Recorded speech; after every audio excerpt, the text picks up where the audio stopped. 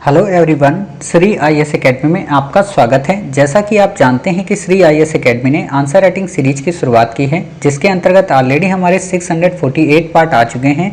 ये हमारा पार्ट 649 है। अपने इस पार्ट में हम देखेंगे कि आपके द्वारा हमारे टेलीग्राम चैनल पर किस प्रकार का प्रश्न लिखकर भेजा गया, उसे आपने किस तरीके से लिखा और वास्तव में आपको उसमें किन किन बिंदुओं को ऐड करने की आवश्यकता है। तो चलिए शुरू करते हैं। जैसा कि आप देख रहे हैं, ये प्रश्न आपके द्वारा हमारे टेलीग्राम चैनल पर भेजा गया है। तो सबसे पहले हम आपके इस प्रश्न को पढ़ेंगे, आपके आंसर को देखेंगे और देखेंगे कि इसमें किन किन बिंदुओं को ऐड किया जा सकता है। काफ़ी अच्छा आपका प्रश्न है। आपका प्रश्न है फूड फोर्टिफिकेशन से आप क्या समझते हैं। फूड फोर्टिफिकेशन से होने वाले लाभों की चर्चा करते हुए इसे अपनाने में निहित चुनौतियाँ तथा इससे निपटने हेतु अपनाए जा सकने वाले उपायों को रेखांकित करें। आपने लिखा है फूड फोर्टिफिकेशन का तात्पर्य खाद्य पदार्थों में एक या अधिक सूक्ष्म तत्वों पोषक तत्वों को जानबूझकर की जाने वाली वृद्धि से है, जिससे कि इन पोषक तत्वों की न्यूनता में सुधार किया जा सके तथा स्वास्थ्य लाभ प्राप्त किया जा सके। इससे कई प्रकार के लाभ हो सकते हैं, जो कुछ इस प्रकार से हैं। कुपोषण की समस्या से निजात मिलेगा। कई ऐसे लिखना है, ठीक है। कई प्रकार के रोगों जैसे रतौंधी, घेंगा में ऐसे नहीं लिखना, घा बनाना है, ठीक है। घेंगा, ये धा वाली, ये विद्या वाली धा बना रहे हो, ठीक है। एनीमिया आदि से बचा। व्यापक जनसंख्या को स्वास्थ्य स्तर पर मजबूती प्राप्त होगा। सामाजिक व सांस्कृतिक रूप से भी स्वीकार होगा। लागत प्रभावी होगा। फिर आपने लिखा है यहाँ पे, इस विधि को अपनाने पर निम्नलिखित चुनौतियों का सामना करना पड़ सकता है। अभी भी एक स्वैच्छिक गतिविधि बनी हुई है, राज्यों या क्षेत्रों द्वारा अनिवार्य नहीं। कुछ राज्यों ने एमडीएमएस या पीडीएस में फोर्टिफिकेशन को अपनाया।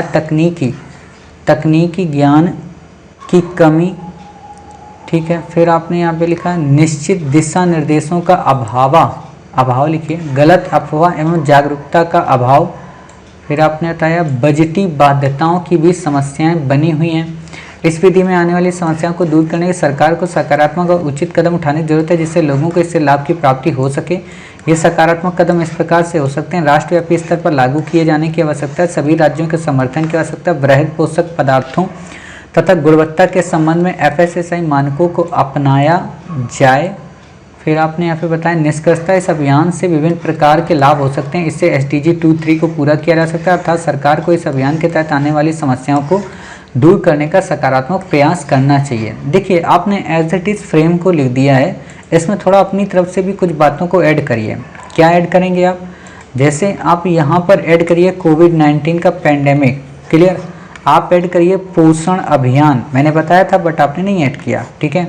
मातृत्व अभियान, आप इन चीज़ों को यहाँ पे ऐड करिए। और जब आप इनको ऐड कर देंगे तो आपका उत्तर काफ़ी बेहतरीन हो जाएगा। और मैंने आपको एक बात और बताई थी कि इन पॉइंट्स को पॉइंट में नहीं लिखना है, इनको यहाँ पे डायग्राम बना के, फ्लो चार्ट बना के लिख दें। क्यों? क्योंकि इस प्रश्न में काफ़ी ज़्यादा पॉइंट हो जाएंगे ऐसे, ठीक है। अब जैसे यहाँ पे आपने 5 पॉइंट सपोज करो दिए हैं, सपोज क्या रियलिटी में ही दिए हैं। 6 पॉइंट आपने यहाँ पे दिए हैं, 6 5 11 हो गए। 3 पॉइंट यहाँ दिए हैं, 11 3 14 पॉइंट हो गए। 14 पॉइंट एग्जामिनर नहीं पड़ेगा। मैक्सिमम आपके एक आंसर में 6 से 7 पॉइंट से ज़्यादा नहीं होना चाहिए, ठीक है। तो आप इस बात का ध्यान रखिएगा कि इतने हम पॉइंट में इसलिए देते हैं क्योंकि हम चाहते हैं कि आप उसको भाषा में गढ़ें, ठीक है। और बता भी देते हैं हम अपने ऑडियो फ्रेम में, आपने सुना भी होगा कि ऊपर वाले को आप फ्रेम में बनाइए, फिर इसको पैरा में रखिए, फिर इस पर पॉइंट लाइए। तो यही काम आपको करना है, क्लियर। तो आप समझ गए कि हाँ, इसमें किस तरीके से हमें किन किन बातों को ऐड करना है। अब जब आप ऐड करेंगे ना, तो देखिए यहाँ पे दिक्कत क्या आई। अब आपका यहाँ से जैसे पैरा ख़त्म हो गया, ठीक है।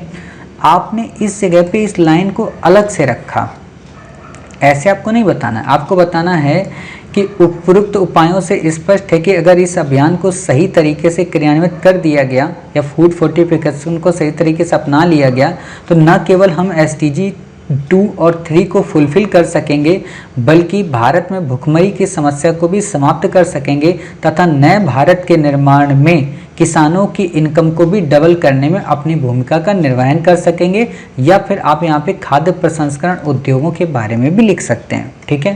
जैसे कि आपने, मुझे नहीं लगता शायद यहाँ पे एक पॉइंट खाद्य प्रसंस्करण उद्योग वाला भी आपने मिस किया है, ठीक है। आप उसे भी यहाँ पे डालिए। देखिए, जब फ्रेम देते हैं ना, तो आप लोग उसे ध्यान से देखा करें 2 से 3 बार, उसे फिर सुना करें ऑडियो 2 से 3 बार, और फिर लिखने की कोशिश किया करें। अगर आपको एक आंसर लिखने में 3 घंटे का समय लग रहा है ना, तो ये मानकर चलिए ये बहुत कम है आपका समय।